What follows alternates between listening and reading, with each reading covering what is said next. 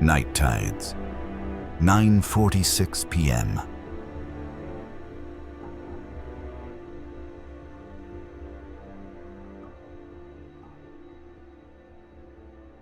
I'm looking at the bird, the dead young bird in the long grass.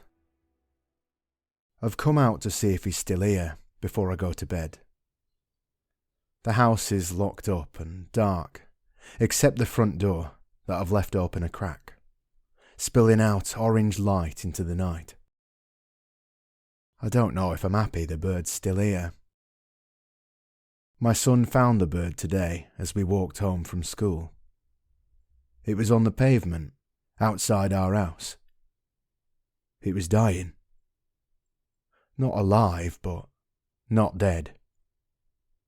That's a difficult thing for a boy to find. The bird wasn't ready for the world. Still had that raw look of young birds who should be in the nest.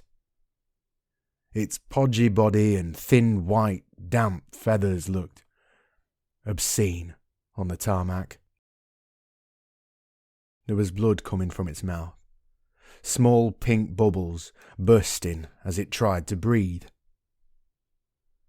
My son asked if we should try and save it, get it to the vet. I was silent. "Can we fix him?" he asked, full of a childish hope and a kid's ability to give all things a character. The bird was a boy in his mind, a boy like him. A bird that had fallen from his bedroom window in a nest in the tree outside our house. And he could imagine being lost and alone and scared and wanting his mum and dad. "No," I said. I felt bad. There was nothing we could do. My son was silent, just looking at the bird. Its breathing was slowing.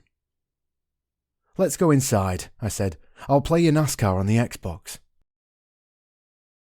"But then he'll be alone," my son said. I agreed, shocked by his clear-eyed compassion. So we moved him into the long grass in the sunshine at my son's request, and we sat by him for 5 or so minutes. And then the bird stopped breathing and was still. My son didn't cry. "At least he wasn't alone," he said. "At least he didn't have to be alone. At least he didn't feel forgotten." Then we went inside and played NASCAR on the Xbox. I let him win, but it was easier than usual. So I came out before I went to bed to see the bird one last time, to prove I remembered him, for a while at least. And he's still here, in the long grass. I know my son will ask about him when he wakes, want to see if he's still here. And I fear the baby bird will be covered in ants or mauled by a passing fox. So carefully, I pick up the bird and carry him to the patch of dirt at the side of our driveway. And in the thin line of orange light from the house, I dig a small hole with my free hand and place the bird in the hole. Gently, I cover him. And as I do so, I think of putting my son to bed under his blanket.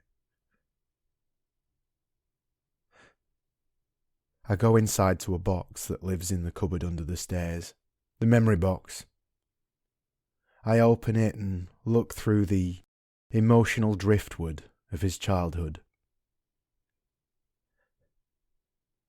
I place a large black pebble my son found on the beach when he was 4, on top of the grave.